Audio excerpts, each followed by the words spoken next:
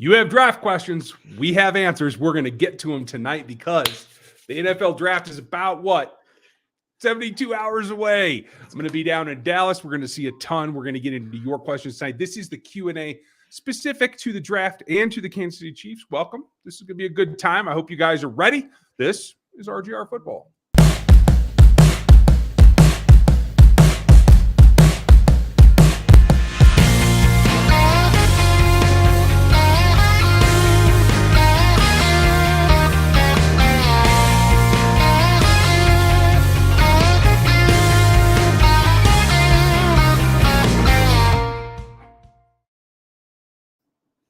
Woo! It's finally here. Finally here. I'm ready for it. I hope you guys are ready for it. I hope Dan's ready for it because we've been doing a lot of work to get here.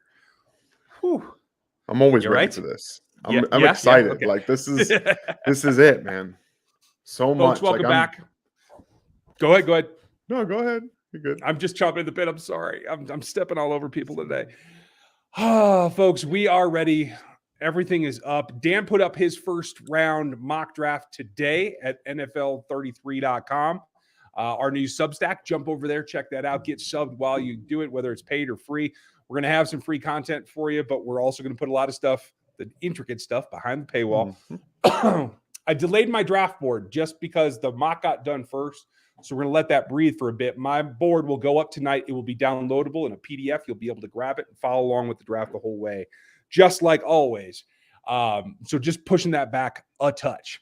We're going to get into your questions. If you choose to super chat us and to support the channel, we very much appreciate it. Please ask a question. So XRP, thank you for the support. I'll look for a question right behind here. But guys, try to answer a question. We'll try to get you something for it. That's what we try to do because I feel guilty otherwise. And it really does. It ruins my night, I got to tell you. So I'm going to stack some questions here. A lot going on. Dan is going to have the mock feeds, not the mock feeds, the draft streams. Messed both terms up on that one. This weekend, it'll be more surrounding when the picks are made, right, Dan? Because Avery's going to be the queen of these streams this time. So. I've got some fun news. For those of you that don't know, that aren't in the know, my wife is on an emergency TDY, and I have the little one for a little over a month. And she's going to be in and out, popping. You'll hear her in the background more than likely. So it's going to be interesting, but I know most of you enjoy it. So she's probably going to, like I said, pop on from time to time, but she's just going to join us for the next hour. It's a family stream, and it'll be like that over the weekend. I will be on television working through the studios for the Tegna network of TV stations. You also be able to watch me on Roku. They'll be streaming the draft coverage. It is Tegna, Tegna is the name of the television network. It's also going to be under the Locked On brand. And you'll be able to watch that on Locked On NFL, the channel here on YouTube, if you can't get it any other way. And me and Croc and a host of other folks are going to be doing the ESPN thing. We'll be there wire to wire going over this draft. It's going to be a lot of fun. So that allows Dan a little room to breathe with the little one. That's going to help. I like that. Nice. So it shouldn't be too bad. I think at least Thursday I'll put her down and then I'll pop on. And I think it's a little earlier on Friday, if I'm not wrong. Mm-hmm. So I'll probably have to take a break depending on when the Chiefs pick and when she goes down, because I know 50. If I can get it'll fit perfectly if they pick, and then it's like 7, and then I can go put her down and then be back for 62. But we might have to do a recap depending on the pick situation. So we'll just kind of keep it free flowing, you guys, and trust me, it's not the best situation for me in terms of having to deal with her, but it's all going to be worth it. It's going to be a lot of fun. We're still going to have lots of things to talk about. So just bear with me and just try to bear with me. We'll be all right. It's going to be great. Dan will have a board up as well. Might get some from Aaron and Keys and Gooch. So keep an eye out for that. Those guys are working on something new for you. We'll have that for you when we can make an announcement as well. So a lot going on. But I want to get to your questions because I know that we're all kind of eager to see what Brett Veach has said that's real and not what's not quite so real. There's a lot of back and forth, right? It starts with rumors are that Mafi is a Veach love in the draft. Are you guys on board with 29 or 30? And if so, who would you pair with him at the other pick?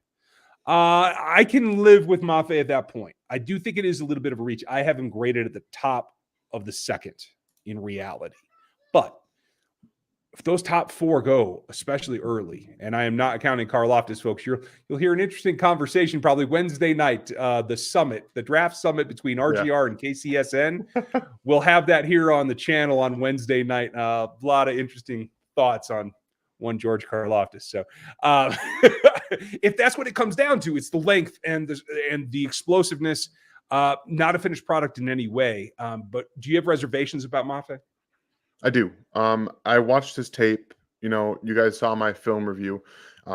Earlier in the process, I was more comfortable with him at 30 than I am now. And that's because I've had more time to really absorb why, as a senior and 24 years old, 23 years old, Minnesota refused to let him play all 3 downs. That is especially at Minnesota, where you don't have you have no one buying time from you. Like, you can be the dude at defensive end, play all 3 downs. And he was not asked to do so. So, plus, you have to remember at the end of his first contract, he's going to be 24 years old or 29 years old. Much like Devontae Wyatt, they're going to be older players already at the end of their very first NFL contract.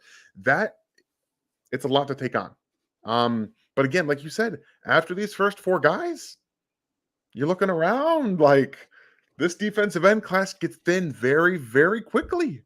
Very quickly. Yeah. And if you guys saw my mock draft, it gets thin even quicker than most anticipate. They go with the first top 4 picks, which I think might actually happen. It very well could. And that leaves them without a situation where they can get a guy that they truly think can plug in. And so at the very least, you have Mike Dana that can play early downs.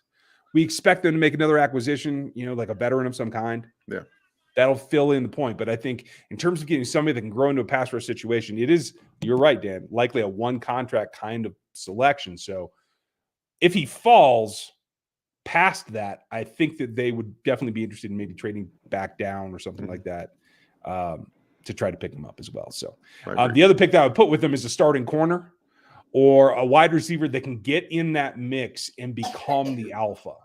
It doesn't have to be from day one, but would need to be, for a wide receiver pick there, they have to be somebody they can project to getting by the end of the season a healthy target share. Yeah, I would even stretch it to safety, if I'm being honest with you. If I was on radio with Sterling Holmes today talking a little bit about this, because do we know if Juan Thornhill is going to be back? Do we know? This is his contract year, guys. They haven't extended him. Right. There's a very real possibility that they're talking about having Justin Reed and then having to either take someone they drafted this year to replace Juan Thornhill or find a replacement. So I think that's a conversation, as uncomfortable as it is for everyone who loved him as his rookie year. It might be one that they have to have. So I think safety is a little under the radar with like a guy like Lewis Seen right now. That's fair. That's fair. My only concern is that Seen might go even higher because a lot of people seem to be high on him. Let's see if the teams feel that way. That'll be my question. Folks, if you are going to ask questions tonight, if you are new to the channel, make sure you like, sub, so that you're one of us, and click that bell so you know what happens next. Another little trick is put some question marks at the beginning of your question. That helps me find them in the chat so I don't just go blowing on by. We're going to have a ton tonight. We're going to try to keep it up pace and get them all in. So fill in the blank. The Chiefs draft will be a success if they get a starting edge, a starting corner, and a rotational like 30 catch guy at the wide receiver spot, because they do have some mouths to feed at wide receiver. That's kind of my criteria at a minimum. What do you think?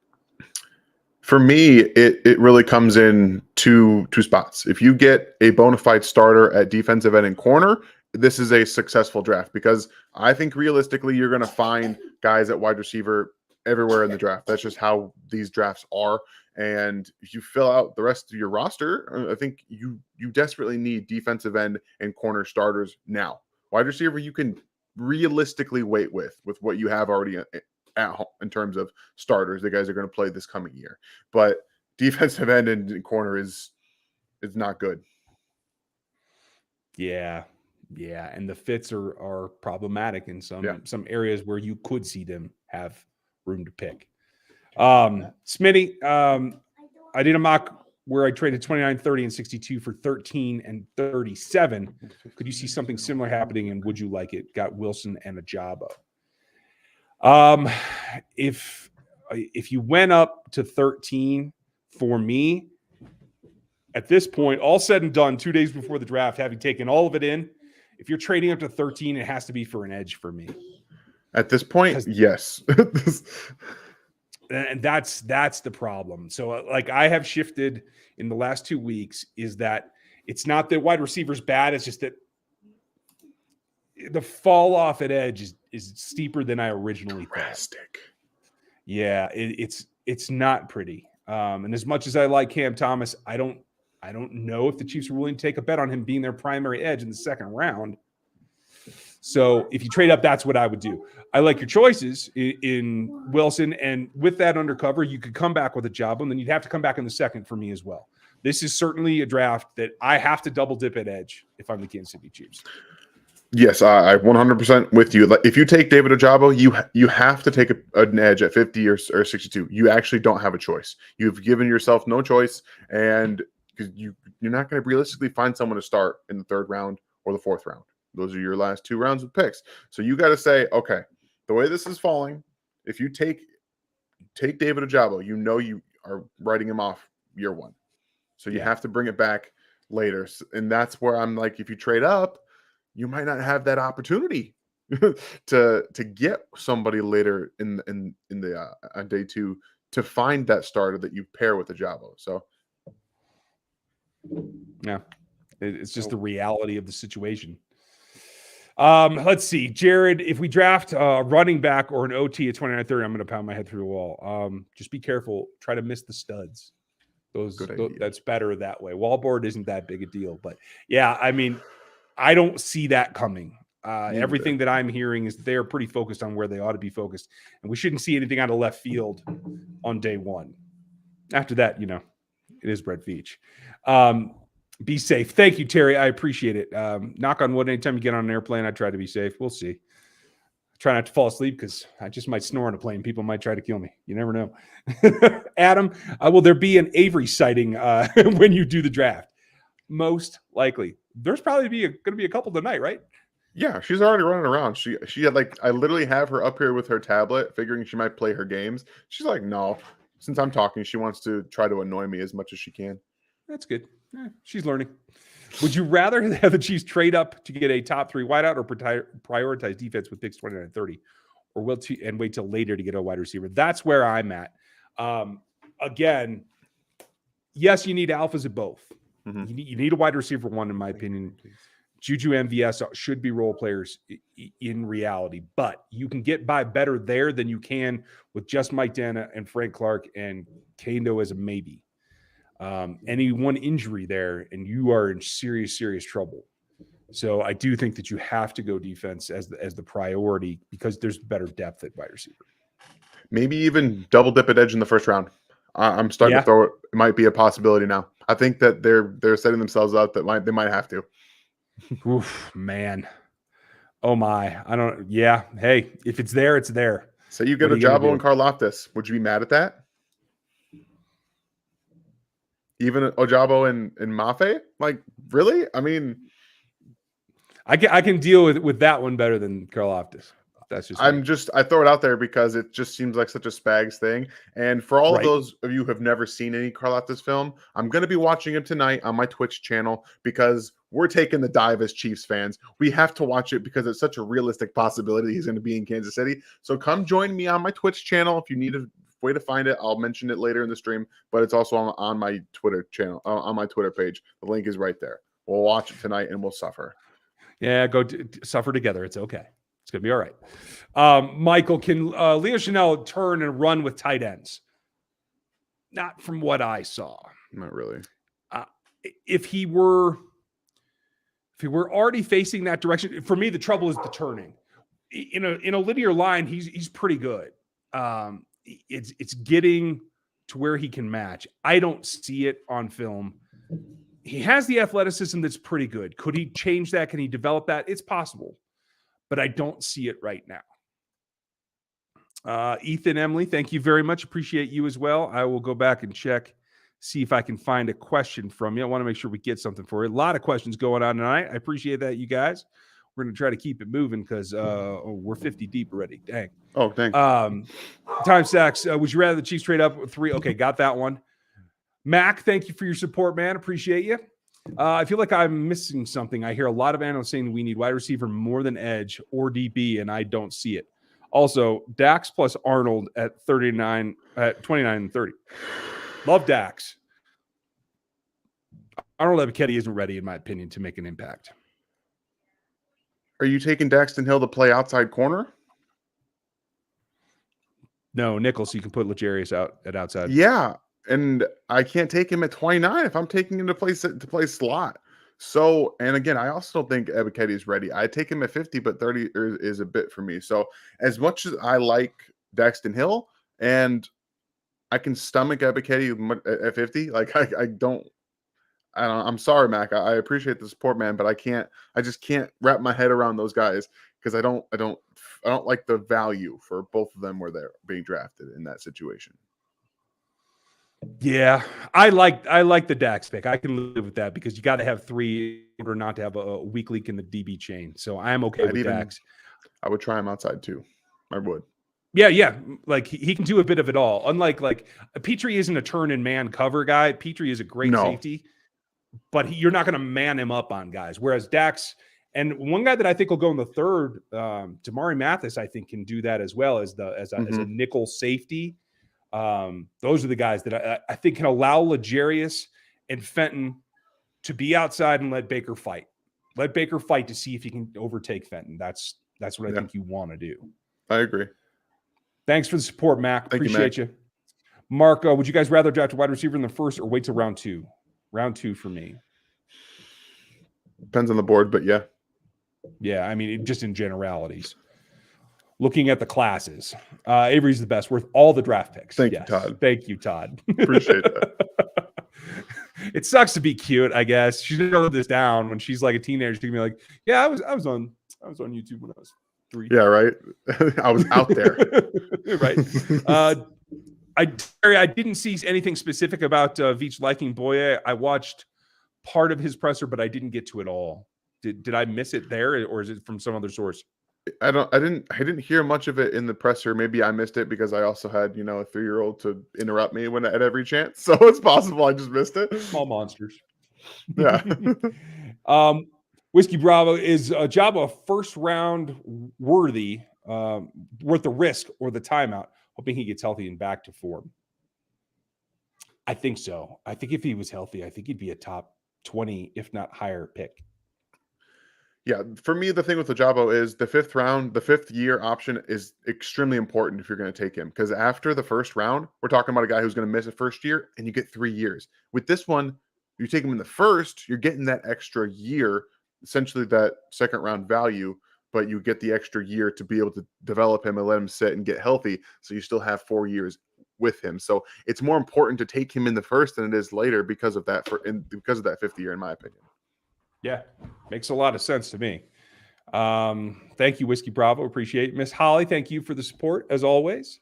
Folks, if you didn't miss it and you're one of the members, Miss Holly made an appearance at the members meetup with our moderator, Aaron, fearless moderator in the house tonight, as is Liz, the moderator's wife. That's what your official title is. Awesome. The moderator's wife. Right? Mrs. Moderator. Mrs. Mod Father or Mod Mother. We're gonna have to come up with some of them stuff. But you can see Holly if you guys are one of the members. What's the most surprising but realistic move you think the Chiefs could make during the draft?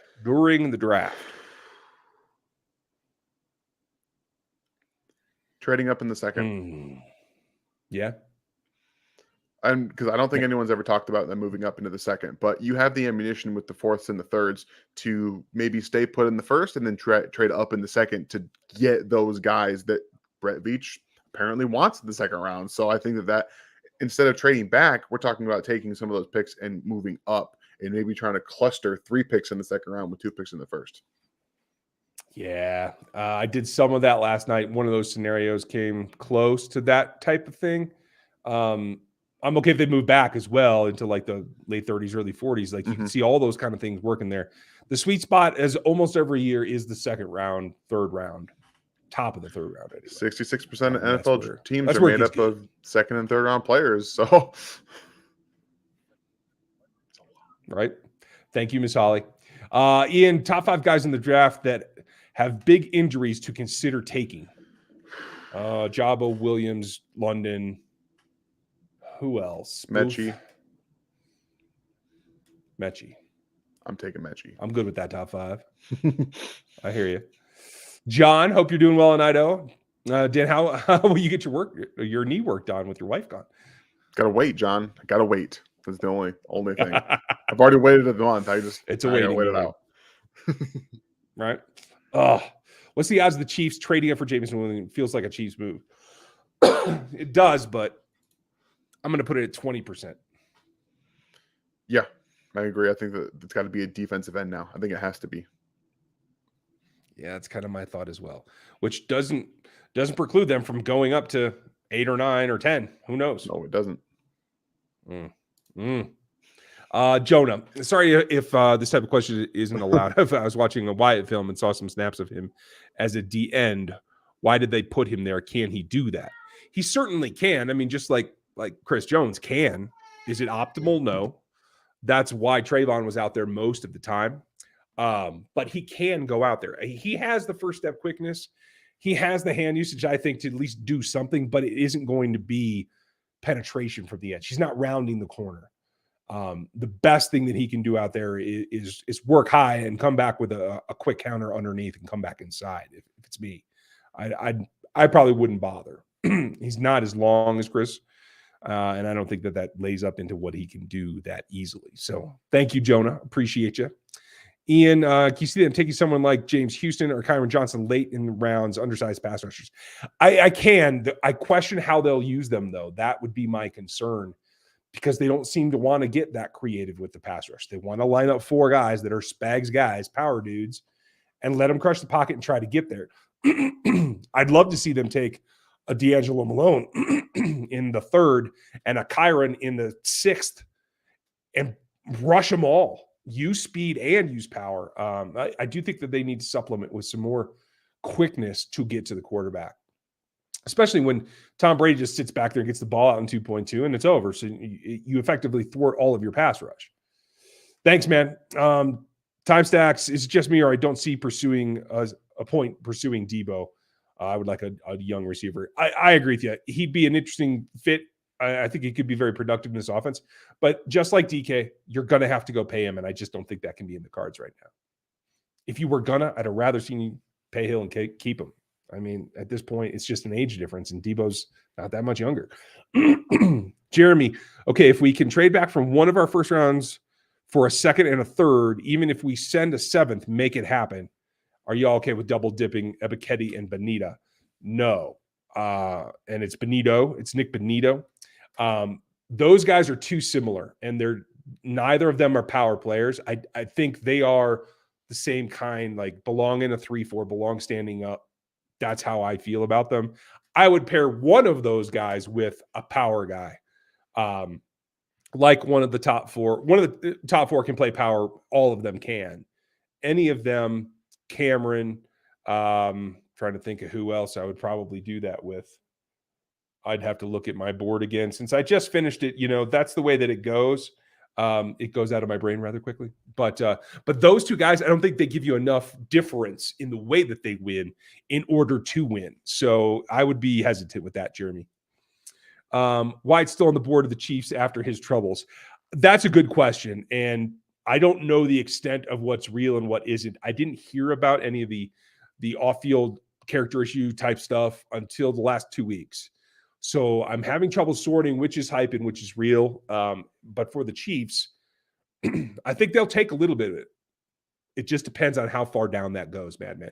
Same thing goes for Adam Anderson. I actually have him on my board because if he gets cleared, I think they'd be willing to do it. They've shown ability to take risk on players that maybe other teams wouldn't in the past. Can't say that I'm for it, but I'm just saying it could be a possibility. Thanks, Madman. Tatum, thank you for the support. Hope you're doing well. Do you think that Veach falls in love with someone in the first round like last year? It could be. It's a very different year than we've seen in so far in the Veach regime because it's been so quiet. I'm not hearing rumors. I'm not hearing people talk about things. The beat reporters aren't even hearing things. So the fact that we're not getting any ideas means that either they plugged the leak and some of the guys that have left the organization were part of the leak problem, or they just haven't identified anybody they fall in love with. I hope that's the reality, because falling in love with a prospect in a certain fit ends up doing things like Braylon Speaks. I'll figure it out. And if McCole doesn't work out, like McCole Hardman. So it is to that point where I think that's dangerous. So I hope that they're not in love. Thank you. Appreciate you, Tatum. Bart, appreciate you. Rumors of the Chiefs and Eagles are in trade talks with the Vikings for the 12th pick. Do you guys think it could happen? And would you select Jameson, Wilson, or an edge? I do think that it could easily happen. I understand that the Vikes want out of 12. I didn't know if there was any real truth to the Chiefs being interested in it. If the Eagles go up to 12, that means they're giving up probably both of their ones, is my guess. There you go. And then I would still go back to the Vikings and try to get 15 from them. Jameson Williams could be worth it. Wilson could be worth it. I would lean towards edge. Again, like we talked earlier, I still think edge is there's less commodity available that can help them. I'm with She you. all right, Dan? Yeah, she hit her back, and now she's watching a movie, so she should be okay. Oh, that's nice. Okay, good. All quiet but not hurt. I like that. Here, take this one. I'll stack some here. All right, thank you, Ian. Who is the most attainable edge that can start immediately? Cam Talents? No, funny enough, it's George Karlaftis. Isn't that funny how that works? Oh. Because he is the guy who is going to come in with a really, really high floor, immediately can play against the run, is going to give you some juice in the pass rush department in terms of what he brings to a Spags defense, push the pocket, and his first step is actually quite good. So, yeah, it's funny enough, George Karlaftis can come in and start day one opposite of Frank Clark. And you'll be drafting edge again next year or in 2024. I'm just going to tell you. Zig, look at the receivers the Chiefs have brought in for interviews. Do you think that they're trying to get bigger at the position? If so, why? Not necessarily. It does feel like they want some length, particularly height. And I feel that that's more like Izukanma. Like that feels like a Kemp replacement to me, not a guy that they're looking to be a top 3 receiver. You know what I mean? And so that way I know that they like length and they like good speed for Toad. We'll see if that's why. I think it just so happens that this particular class has a bit more size than the last couple have. So I think it's more of a, hey, you're selecting the best players to bring in. Yeah, I like that. No, I was just saying, I think that Mahomes sees a little bit of length on the field right now in his offseason training, and he's like, hey, this isn't bad.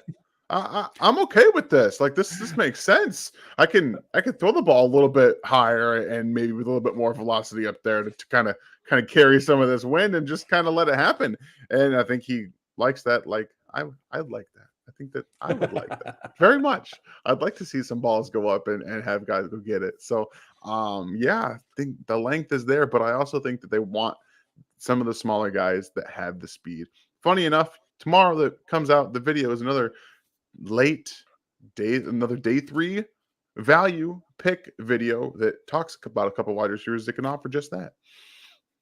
I like that. And I have some clips coming for you guys. I'm going to try to get them up tomorrow, starting from Dane Brugler, who sat down with me for a bit.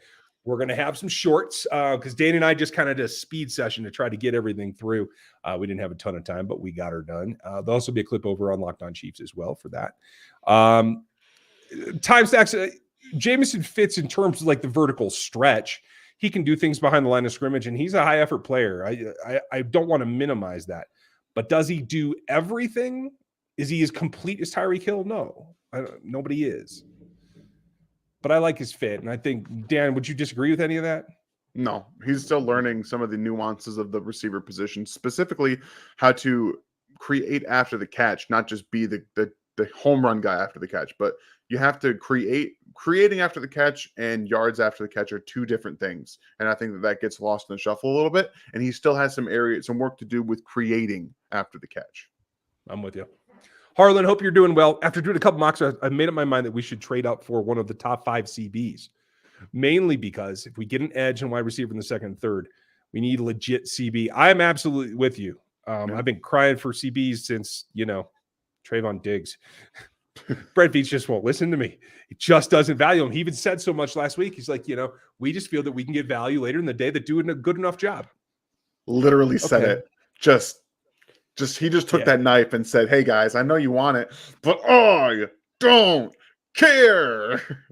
Take that, he said. I like what's his name? UW guy who wore Marcus Peters' number. McDuffie. I like him a lot, and I like Booth a lot. I told myself I'm not allowed to fall in love with Stingley or Sauce because it just ain't going to happen, and that's okay. That's the way it is. But I like those two guys. I can even get on with Kyler Gordon. I can get on with Kyler Gordon. I have him high in the second, I believe, but I like him there, and I would like that if they traded back into the low 40s. He might be. I'd probably be okay with 30, honestly. Really? Okay. Yeah. He might go. You never know. Yeah. All right, Ian. What kind of game does Malik Herring bring if he's healthy? Mostly power. He's good against the run. He had a couple of nice little moves. He's got a decent first step, but he's not like a ferocious Ed Bedger, like Bendy Gumby dude. No, he probably would have gone in the second round, maybe third round if he was fully healthy that season. But it's hard to really know what he's going to bring. I've seen a couple clips of him. I'm trying to get with the coach that he's working with. I'm trying to contact him on Twitter. Hope to ask a few questions. So I'm crossing my fingers that he gets with me so we can talk about what Malik Herring's done, because no one has a clue. No one's got any idea what this dude's been doing. So Scott, what picks do you foresee them trading out of, and what picks do you most hope that they trade up or down? I think they should trade out of both the first rounders. Go up with 29, go back with 30. And I think that they could probably trade out of 62 and be happy, because I think they're going to like guys in the third that maybe we don't like as much, but they're going to be happy with. Yeah, I can definitely see that. It makes a lot of sense to try to get up and down, move yourself around, Sounds like a song. Almost, right? And my mouse has died, so we're going to go through this. Nice. Thoughts on Kyle Hamilton if he falls a lot? What do you think, Dan? You want to trade up? I'm sorry, last people. I want to preface this by saying I'm not laughing at you. Okay, I'm not. He's not trading up. He's just saying thoughts on him if he falls. Well, there's no chance he's going to fall to the Chiefs. I'll tell you that right now. So you would have to go get him. But if it magically happened that he fell to Kansas City at 29, you pull the trigger and don't look back. Agreed. But it's simple as that. Kyle Hamilton is a top 5 player in the class. I know at one point I said he was the best player in this class, and I've moved off of that a little bit. But he's still a top 5 player in this class. It's one of the smartest people, period.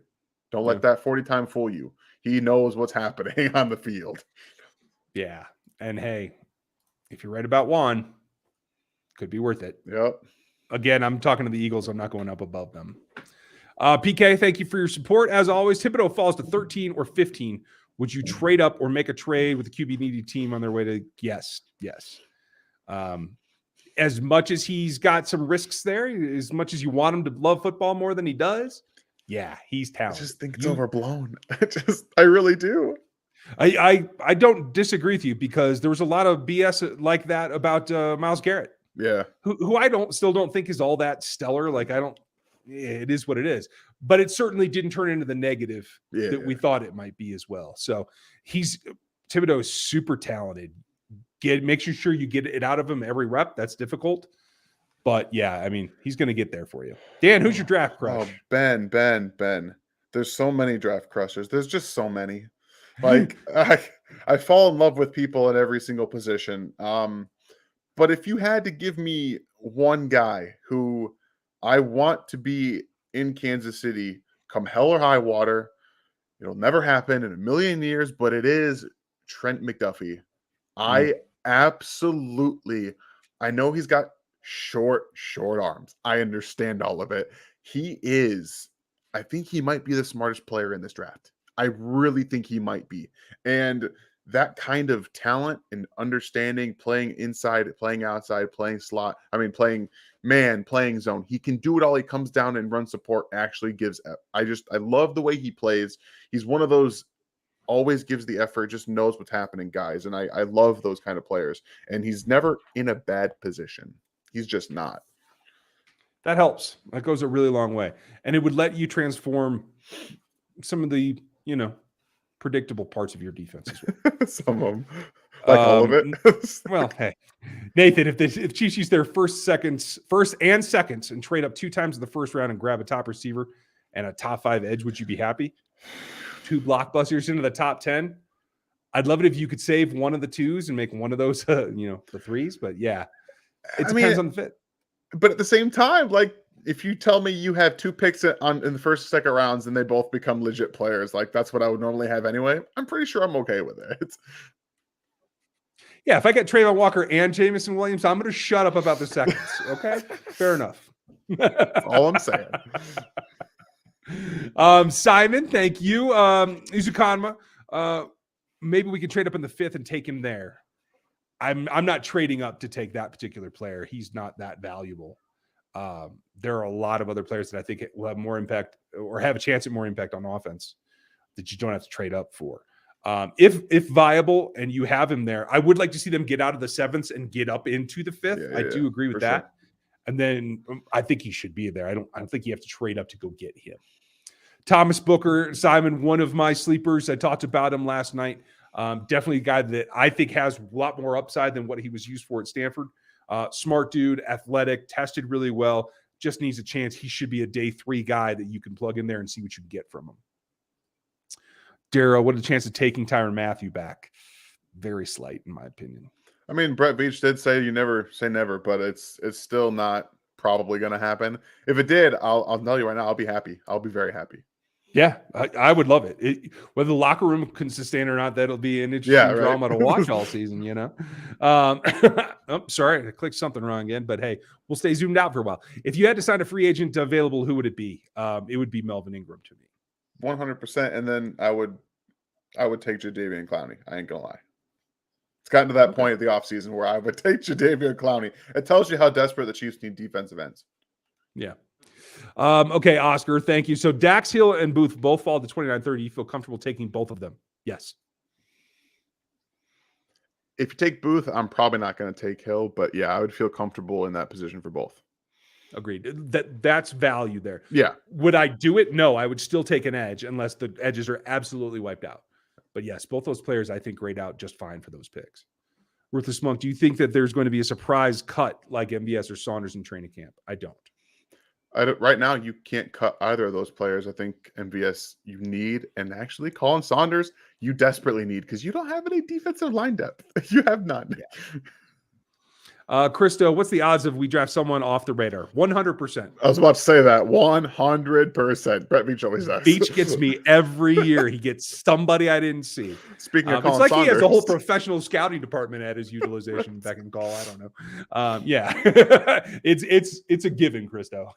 Thomas, thank you very much. Thomas. Appreciate your support. Same thing for you, Bill. Would you be happy with Booth at 29, Ajabo at 30, Pickens at 50, and Drake Jackson at 62? Probably. That's a pretty good haul. Drake, I'm a little iffy right there. He's put on some weight, yes. I don't think it's good weight, though. I did not enjoy his pro day very much. We'll see on Drake Jackson. I'm a little higher on Drake than I think you are, but that for me is a haul. That's a haul. Yeah, that's a nice run. And again, you've gotten 2 edges. Yep. You get a little bit of time to, and you can see the future from here. It's not about constant 1-year deals and trying to get vets to come back. Exactly. I like that. Thank you, Bill. Cheat comments. If there were a rookie RB who fits perfectly KC in the highest grade you've ever given an RB, what's the earliest you would draft him? 5th round. I mean, if it's the highest, if he grades out higher than Jamal Charles, I'll take him in the 3rd. Okay. Well, if you want to get that crazy with it, I was trying to be a little more liberal with it. But no, I'm trying to be a little bit like, they're like, Brad will never draft one. I mean, if he's JC part 2, I'll draft him in the 3rd. Yeah. If you can guarantee me he turns into what we project him to be, I'll take him in the 3rd, 2nd round. I'll do it. Arthur, we are trading up on both of our first. Tell me different. I think you could see a trade up and a trade back. That's the only thing that I'd say, Arthur. Yeah, it's hard to swallow 2 trade ups. I ain't gonna lie. Yeah, I mean, you have it if you absolutely feel that you need to. Yeah, but I think that would be shortchanging the fact that you need more than just 3 positions that need starters. I agree. The only edge that I feel would be available to trade up for is Karlaftis, and I'm not a huge fan. I think the top 4 edges go in the top 10. They very well could, but there's rumor that a lot of teams are out on Thibodeau. There's questions with arm length for Hutch. I mean, Trayvon going not only first, but the first edge at least is by no means out of the realm of possibility. So everybody's got warts. There's no sure thing. I have the most first round grades in the last 5 years. Guys that I put on the board in the first round because they don't grade out necessarily that high, but it's just such a mismatch. You just don't know. It's all relative in this class. Simon, Pickens and Mechie will go.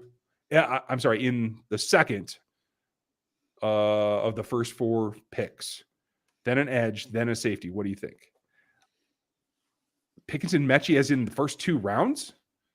No, neither of those guys is a first round pick in my mind. I think that he's just saying in the first 4 picks. Oh, okay. And it doesn't specify. Yeah, it doesn't specify. So I would imagine Pickens in the first, Mechie in the second, edge in the first, safety in the second. If I had to guess where this is implying. Yeah. I still think it's a little high for either of those receivers. I don't have either of them in the first round, but the teams might feel different, and that's okay. I'm holding recent history against Pickens probably more than most. And again, watch Wednesday. I think you guys will dig that conversation with us and the KCSN guys. Just who had Pickens number 1 wide receiver. Did. So credit to them for sticking with their opinion. Wednesday's also going to be a George Pickens film review because perfect timing. Do you think any team would trade up for the number 1 with Jacksonville? I don't think so. Why? Why? No one's that desperate. They're not going to take a quarterback. I mean, the teams that are desperate for tackle or edge, I don't think they're that desperate is the thing. No. Sean, hypothetical, Kayvon's available at 6. Would you trade Carolina 29, 50, and 103? And then a 2023 second? No. No, I wouldn't. No. I mean, you're talking first and second rounders plus. I'd probably I'd put the kibosh at that. Because I don't think anybody in this class is that grand slam, but also if the Panthers are trading out, they want out. They'll take less of a deal. Who has the better season, Gay or Bolton? In terms of tackles, it'll be Bolton. Yeah, I was about to say Bolton's going to be the.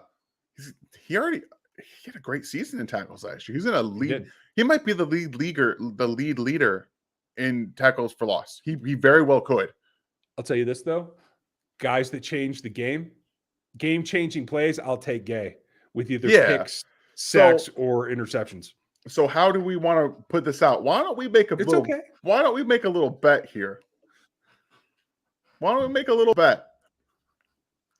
As somebody who also was against the Nick Bolton trade, the Nick Bolton pick, I think Nick Bolton's going to have a better season next year than Willie Gay.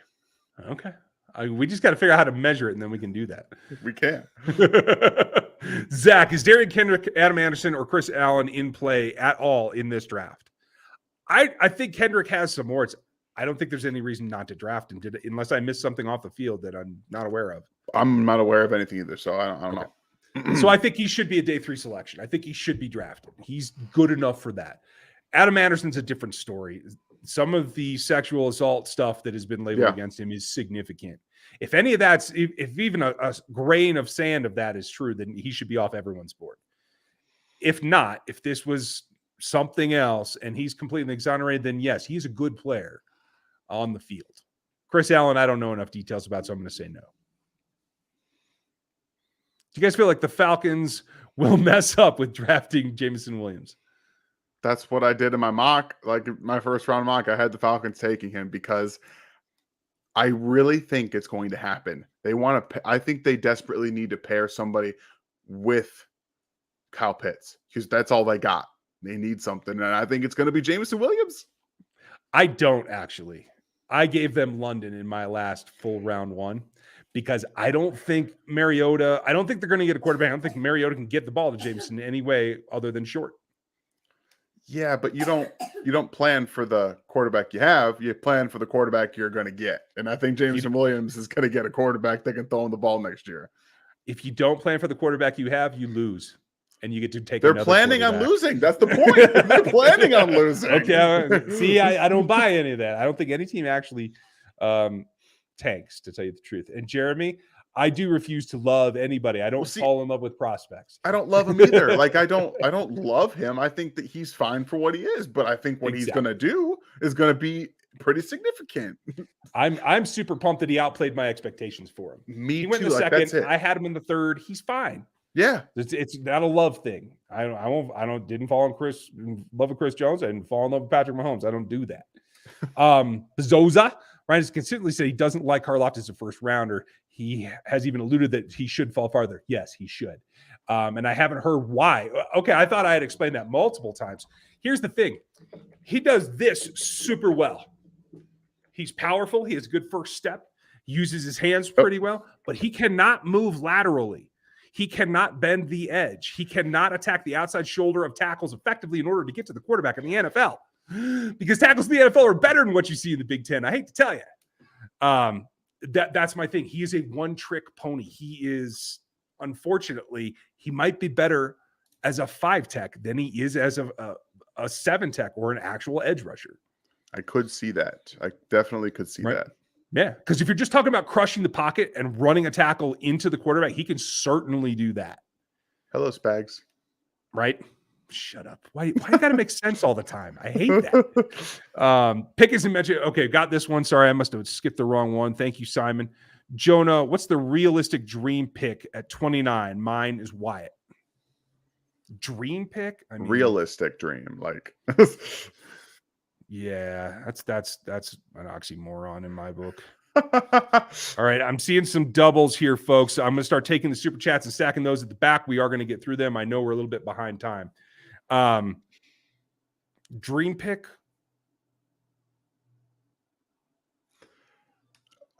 I want to go corner, but it's not realistic. Like that's the thing. Wyatt could be there.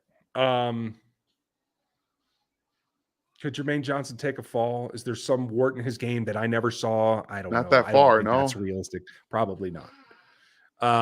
So it would be that or McDuffie. If the short arm played more zone than man thing, maybe. Or if people are just scared about the fact they didn't get to time Booth. If his medicals are clean, but they didn't like the process or his attitude, that could happen too. Thank you, Jonah. I have to say Wyatt, but yeah. I don't get it. Boogie, Lloyd falls to 29. Would you pass? That's a tough one, man. I love the player. You can't play him though. I know that's the thing. That's the thing. Getting him on the field is difficult. And if the edges and the wideouts are all gone, I'd probably go Elam, who I have in the second round. Yeah. In terms of getting somebody on the field, you know what I mean? I get it. Have you guys done a 360 on like, disliked, and then came back around, vice versa? And who or you're now down on them? I haven't done a 360 on anybody. I have come up on Pickens. Who else? I don't know. Any significant movement for you, Dan? I have done like 180s, but for different reasons. Not like film, like Christian Watson. That was all about him. It's going to be too expensive. I can't take him where they're going to want him taken. I'm like a 90-degree right now on George Karlaftis, just because I think it's going to happen. Just because you're just hedging your bets. I'm just like, I'm going to start getting myself ready, prepared for it. Okay. Emphasize what he does well. It can help. Hefe, we talked about it, but don't know if that's actually true. Mafe plus Dotson at 29 and 30 if they're available. If they're the best available, then I can deal with it. I do think they're both fringe first rounders. Yeah. And if there's not a corner better, go with it. Chris, if the Chiefs can't trade up or down and they had to draft 29, who should they take and who will likely be there? Those two are two of them. Yeah, I think Pickens is realistically an option for the Chiefs at 29 and 30. I think I think Ebiketie is going to be an option for them too. I think that they are going to value him a little bit more than Ryan and I both do. And that might be it. Yeah. Okay. At 29, the people that we realistically think they're going to take, I don't know. It's slim. It's slim. Okay. That's fair. Ryan, where would you take Karlaftis? I have Karlaftis, and you guys will see this on the big board tonight. Put it out on NFL33.com, our new Substack. It's going to be one of the free unlocked ones. You don't have to be a paid subscriber. If you want to help us out and support what we're doing, moving forward to a more global view of the league and the draft and everything, please consider subscribing there. It is a paywall, but the boards will be out front, unlocked for everyone. I have Karlaftis in the very middle of the second round, behind Ajabo, Boye, and Cam Thomas ahead of him in the second. I have him just one slot above Arnold Ebiketie late in the second. So yes, it is because he has a lack of diversity. Not that he can't do something well, because he can play power well. Mm-hmm. I'm with you. How fast does Dan get David Ajabo jersey if the Chiefs draft him? That night, if it's out, I would order that. I like it. Des, thank you for the support. Any merit to the rumors about the Chiefs wanting to go up to 12? Not that I've been able to confirm it makes sense, and I have confirmed that the Vikings want out of 12. I just don't know if the Chiefs are in it. I think that's more speculation on the Chiefs wanting to go up and the Vikings want to move down. That's probably more of what it is. Jonah, say something nice about the Hogs in the draft, please. Whoop big. Okay. I think John Ridgway can be a good NFL player. I agree with you. I have him on my board. First pick of the 5th round. I saw flashes at the Senior Bowl that made me think that he can play in the league. I just don't think it's necessarily going to be his first year. Burks can play in the league. If a team takes Traylon Burks and sticks him in the slot, he is going to destroy teams. I promise you he will. He will dunk on all of these slot corners, all of these safeties. Yep. That's how good he is in the slot. You put him outside, he will fail. I'm telling you right now. I tend to agree. He is a monster slot that's going to struggle against long, tall corners that know how to press. And that's fine. Just don't do it. Just put him in the slot. Yeah. Big slot, and just thrive. Just thrive. Dig it. And I'll tell you what, Jonah, watch them Hogs next year too, because I like Catalan as the safety, and I think he's going to have a rebound season and make a name for himself. So I'll just tell you that now. Wisconsin, we talked about Chanel earlier, just that he's a power downhill. He and Channing Tindall should be double nickel blitz every dang down, because they go forward super good. Iffy going backwards. Much more upside with Tyndall, in my opinion, going backwards. Absolutely. Inside. Absolutely. Like I watched him on Twitch the other day. I'm like, oh, yes. Why yes. I could use some of that. Yeah. I'm okay with that. Yeah. I like it. And just rewatch the national championship game just to see his reaction when his leader punched him in the face for screwing one play up, and watch what he did the next play. That's one of the best plays in the championship series for college football yet. And I don't know how many years it's been going, but thank you, Jason. Cold Ape, where's Cam Thomas on your DE list? The more I watch him, the more I like his potential. Yes, Cam is my 246. He's my number 7. Karlaftis is my number 8. And Boye is my number 6. So he's right sandwiched in there. How do you guys feel about the kind of draft Veach will have? It seems like he seems to have a better draft each year. I mean, he's getting more comfortable. Let's remember, he was like a co-guy learning from John Dorsey before Andy Reid said, hey, by the way, you're in charge now. Yeah, and that's what you want. You want the trajectory up, and this is the most important draft he's had. I think it's not even close. So he's primed himself for the opportunity to have a very good draft. I agree. Your thoughts on the edge from UAB? Looks like ultimate Spags guy. You mean Wright, I believe. And I mean, he looks like it. I don't know that he plays like it. I don't see him crush pockets and still be able to set the edge as often. I think I only got 2 games of him. But I thought it was fair. I thought he's a developmental guy. He reminded me a bit of Kano, a day 3 guy that could develop into something. Did you see him, Dan? I did not. Fair enough. KC, the Chiefs found Trey in the 6th. Who is this year's diamond in the rough? Woo, doggy. Man, there's a couple. I've tried to shout them out a lot more this year. But 6th round, hang on. I'll tell you. It could be Zach Carter from Florida, the interior defensive lineman. I like his upside. Could be Noah Ellis in that same position group. It could be DeMarco Jackson, who could be a coverage linebacker, even a nickel linebacker. in the big sets in the dime. I like him as well. But for me, it is little Mighty Mouse who reminds me of what was his name? Wilson that played for the Chiefs a few years ago. Albert Wilson 2.0 that is thicker and can take a more beating as Jarrett Stearns. I love that kid. Man. I absolutely love that kid. I don't know where it comes from, but I'm glad you have a guy. I'm glad you have a guy. You gotta have. This is why I'm not Brett Veach. I didn't say I'd take him in the first. I just love the kid. Yeah, no, I totally understand. Honestly, I know that Jalen Weidemeyer killed himself with his tests. I know he did. He gets open. And I know it's not the most glamorous thing to say, but I think that he might still be able to be something in the NFL. But he's going to be a 6th-round pick. Like, he's going to be back into the day 3 because of his tests. And I just think he can get open even in the NFL. I think he finds spots. He finds them. Agreed. All right, speed round, folks. We're going to try to finish these up. You say Cam Thomas is the perfect Spags guy. I didn't say he was the perfect Spags guy. Karlaftis is the Spags guy. But he's the dude. But how much bend and speed rush does he provide? Does he have more than most guys in Spags? Yes, he does. He can split double teams. He can bend a bit around the edge. He's not the super bendy guy, but he ran his agilities. He has as much bend around the corner with speed as Trayvon Walker does. He actually tested a hair faster than him, nearly the same speed as Von Miller.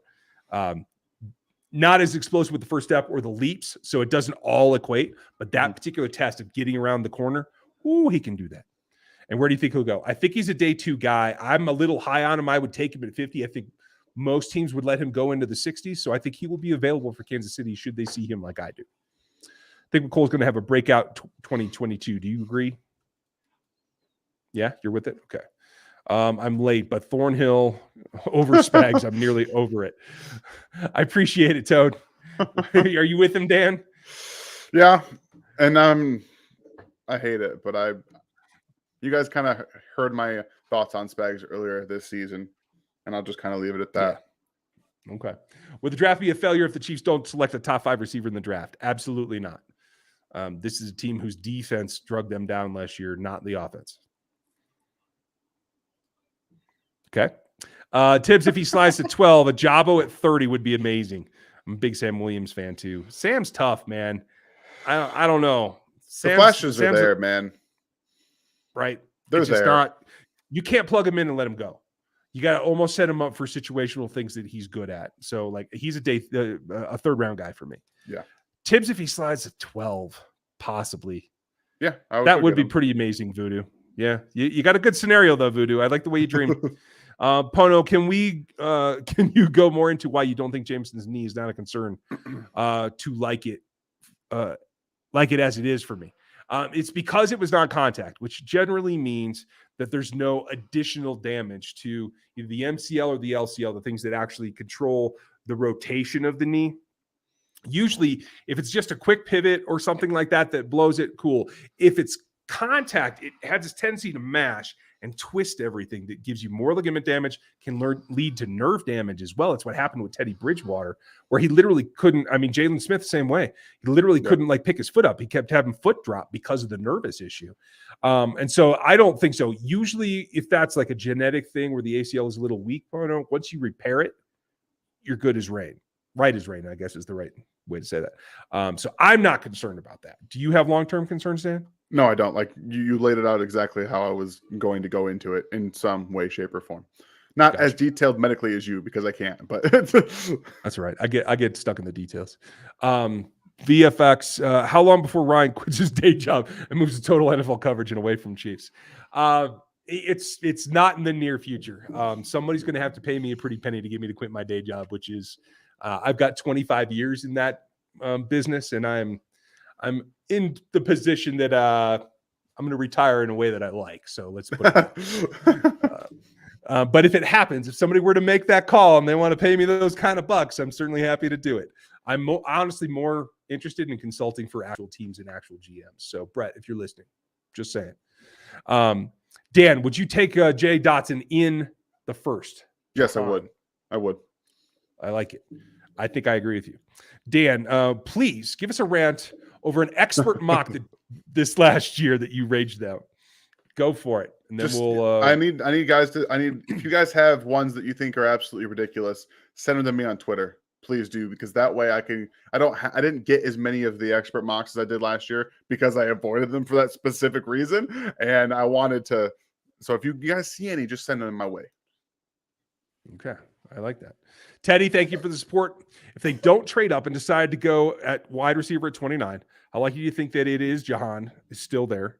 And do you think that they should take him? I think it is fairly likely. I think I have him right on the fringe. I think a lot of teams do. I like what he does. I think, honestly, it takes away from McCole a little bit.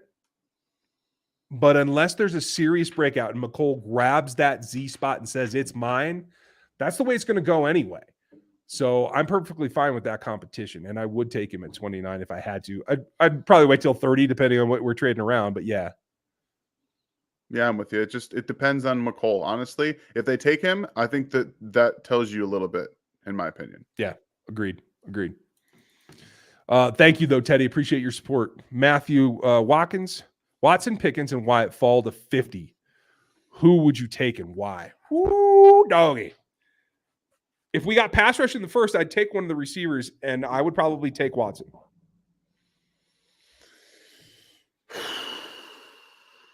Yeah, give me Watson. Talk to me, Goose. Yeah?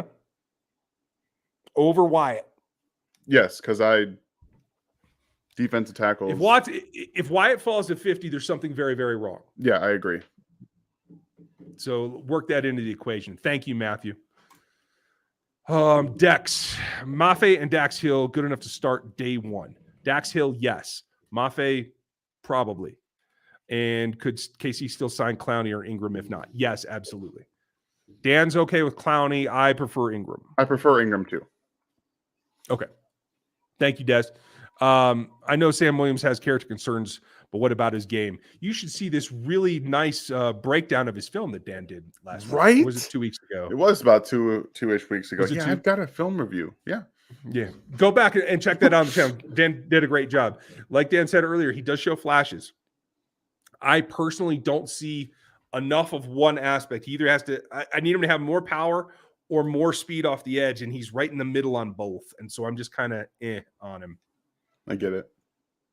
Would you guys like to see some sort of benefit for drafting someone in the second, like a 5-year for the first rounders? I mean, I'd love to. I don't know what it would be at that point.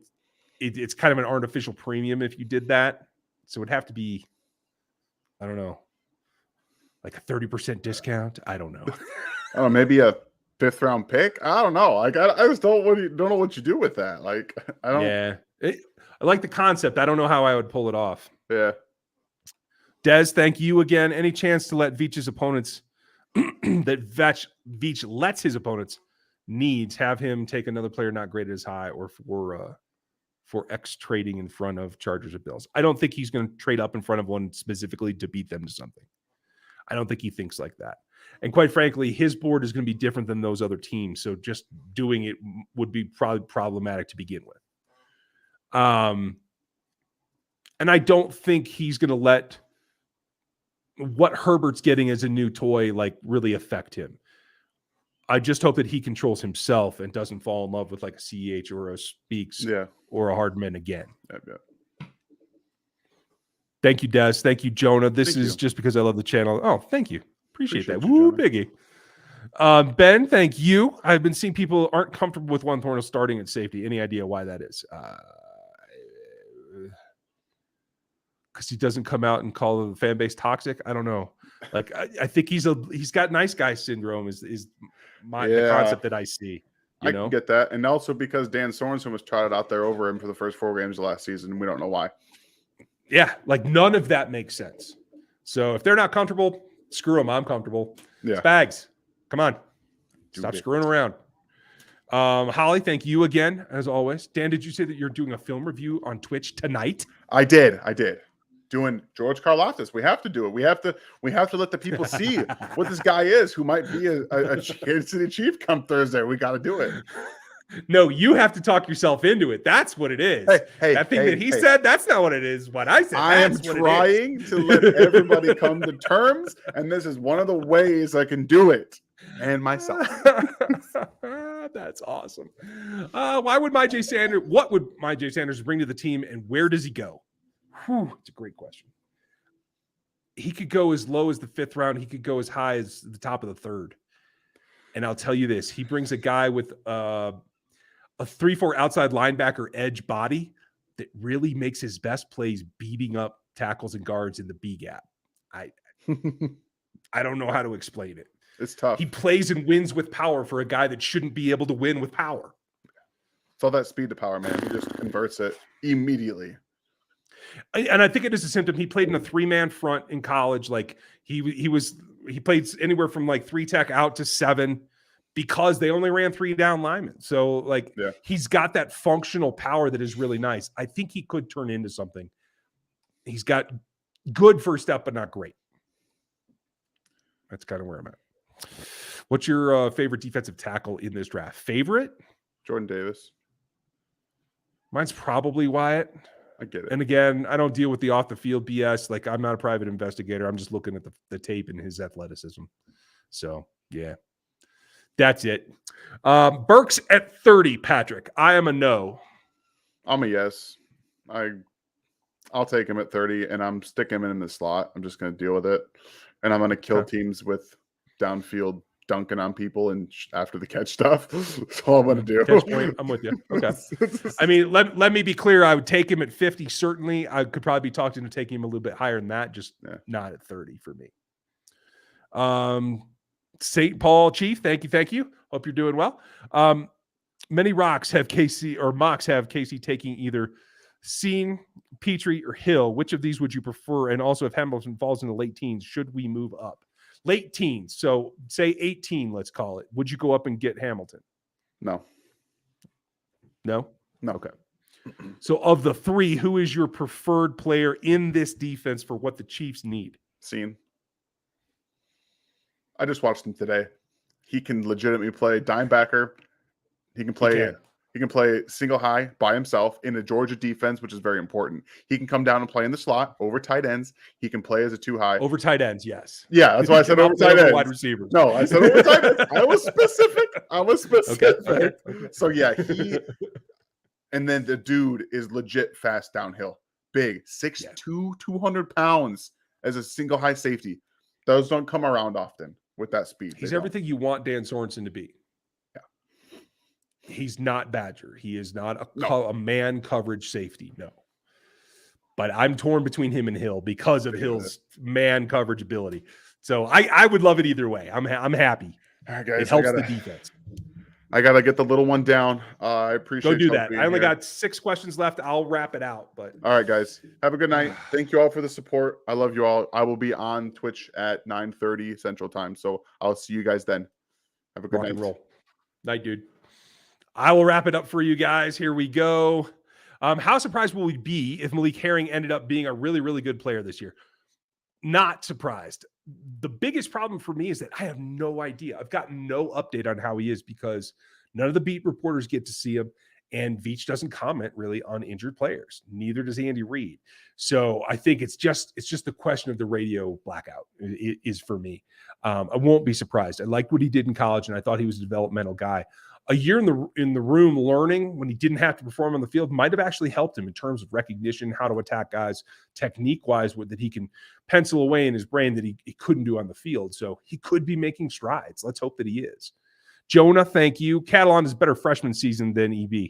Yeah, I mean, it got off to a good start. I think he got taken advantage of a little bit this last year, but I think he will take a step forward next season as well. 29-30, Jordan Davis and Wyatt. I don't think you can take both. You can't afford it because you have to have pass rush. And Jordan Davis, while he has some potential, he hasn't shown that he can do it yet. So that is a bit more of a question. It's not 100% that he can walk in and start generating pass rush, although athletically he should be able to. So like you hope that he will. We got a few more, and I'll definitely wrap up all the super chats. Thank you guys to this point. Where did we leave off? Was it Bill? No, it was Ross. Oh, and thank you, Ross, for your super chat, as well as Jonah and Bill and everyone else. Appreciate you guys. Who is next? It is Chiefs Will. Thank you for your support. How do you feel about wide receiver Danny Gray from SMU and Tyquan from Baylor. What rounds could Chiefs get, one or both? I believe I have Tyquan in the 5th. I'll have to look at that. They're both day 3 guys.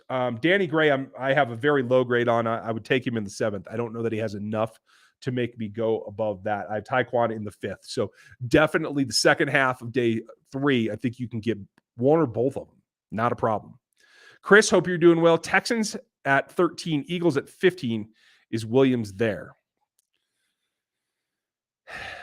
It all depends on if they buy into the recovery. I know he showed some video. He looked fine moving in a straight line the other day. He wasn't cutting or anything. So it's still a big question. But in the path of his recovery, it seems like he's either on time or slightly ahead of pace. So I'm perfectly fine with it. I think those are the options if you want to go get him. Beyond that, he will be gone. I'm 99.9%.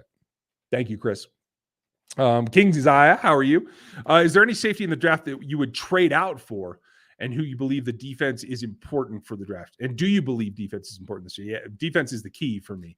Yes, you want to get a receiver, sure. But it cannot be the top priority for me.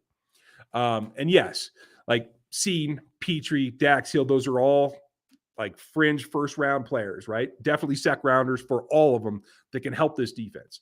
Hamilton is still the best safety in this class, in my opinion, because he can do a little bit more in coverage. He can man up on tight ends, and I do like that aspect.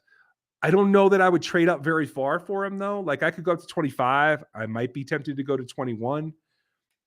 But that's a stretch because of everything Dan just said about Scene, about Petrie being very similar to Scene, not quite as much as the high safety, but more in that middle ground, either in the box or in the robber kind of thing, like in there.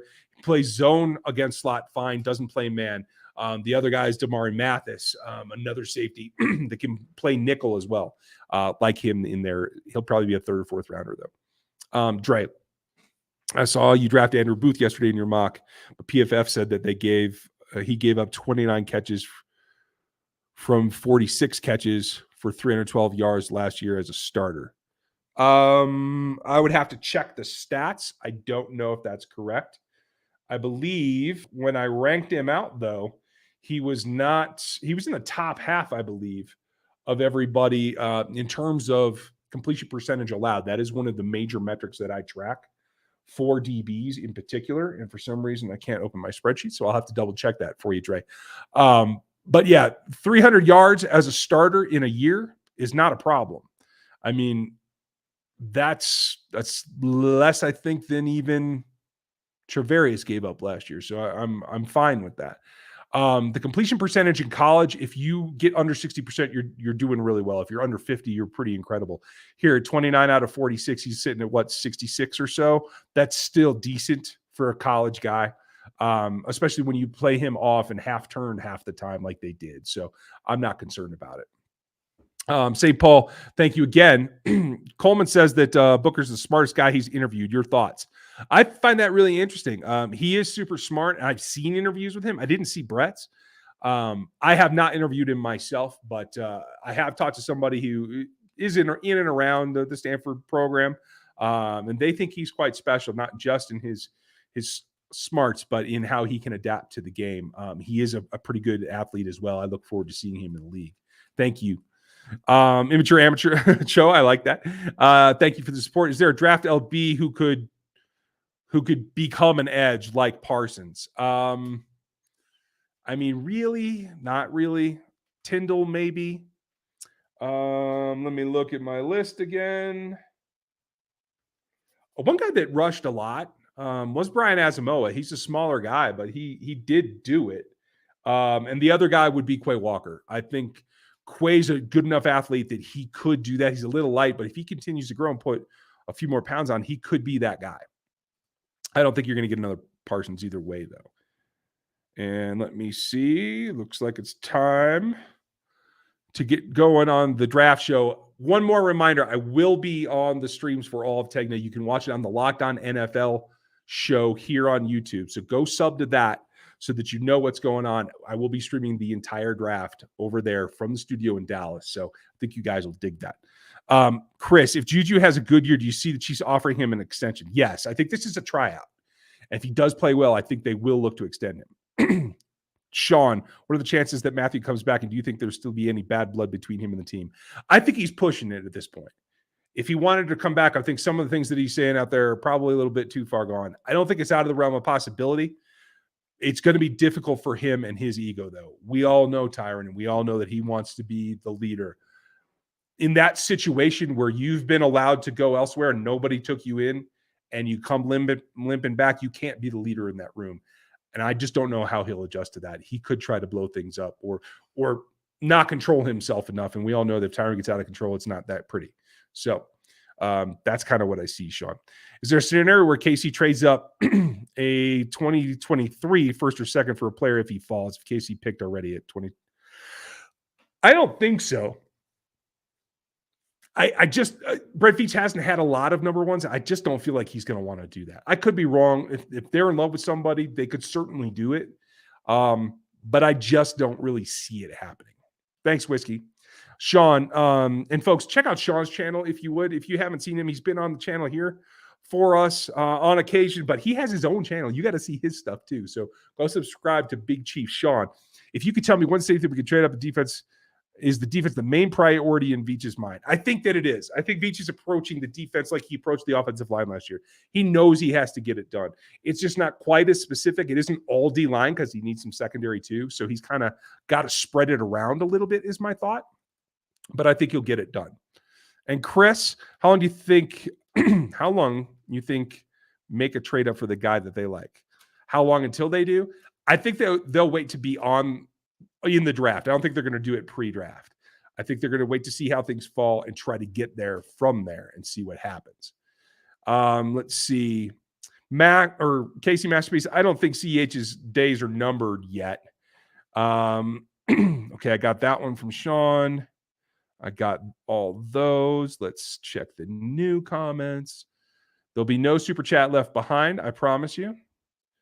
And let's see, try to check any others that we haven't touched on. Try not to repeat questions, folks. So don't be frustrated if I didn't get yours on the screen. It just means that a lot of people were asking the same question.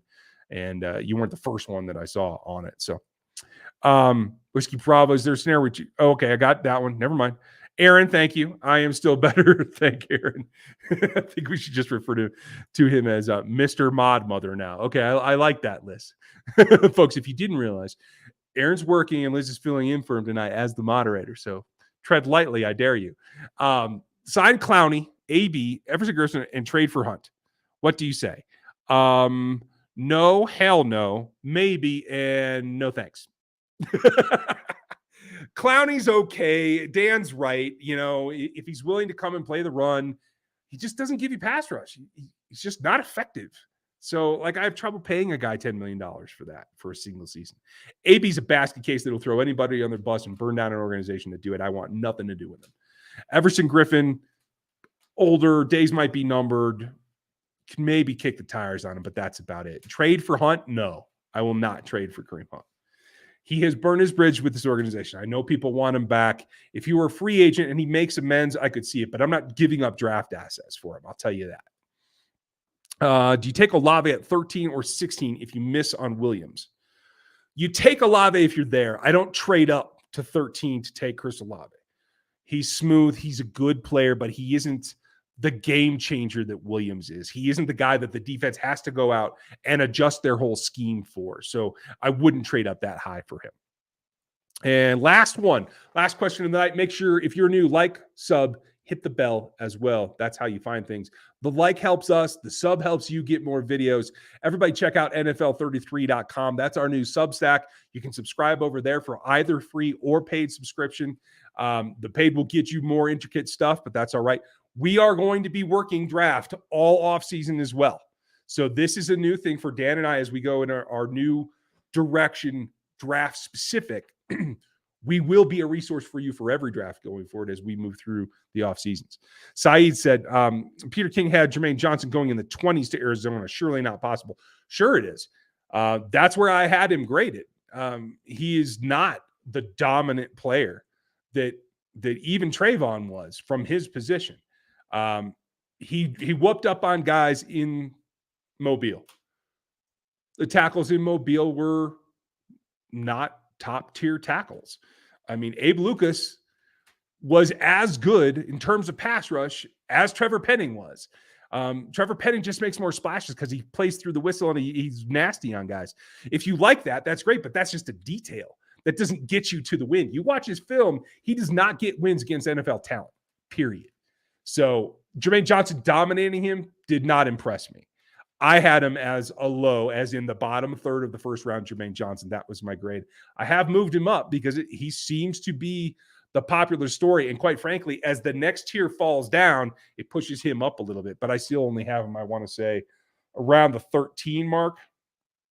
No, lower than that. I have him in the 18 range. So, yeah, that's definitely a possibility, Saeed. Ken, from what I saw in Veach's presser, he isn't trading up unless there's a player he wants drops to the teens. Do you see that too? Yes, that makes sense. He's got to get the value there. He's got to see somebody come down. He's not trading in the top 10 at all, I don't think. Sorry, I'm getting dry in the throat here, folks. Thank you, Miss Liz. Appreciate you. Excellent conversation. Hope you all have a great week. Last question here. What possibility of trading for number one pick to get that beast edge? The draft capital involved in that makes it a 0. Brett Veach will not trade up to the number one pick with Jacksonville. I will guarantee you that. So 18, you can probably get to the range. You can probably get that done with a second, maybe even a third and a fourth. If you didn't want to give up the second, you might be able to pull that off to 18. It just depends what the Saints and Eagles want to do. I can't remember who has 18 now. I think it's the Saints now, but that's it for me tonight, folks. We have stuff coming for you tomorrow. Do not miss it. Our crossover, we call it the Draft Summit we do each year with the KCSN guys after our guides are out. That's going to come for you for Wednesday. Don't miss that. That'll be the evening show. And I'll have some other like lunchtime releases for some of the stuff that Dane Brugler of The Athletic and I talked about. Dane does the best job of any media scout on the draft. I will tell you that hands down. Blows us out of the water and everybody else. So I hope that you enjoyed this. Thank you for being here. Thank you for all the super chats and all the support. I'm ready. I'm on a plane tomorrow, so you'll see me later in the week from Dallas, Texas. You all have a good one, and I'll talk to you then.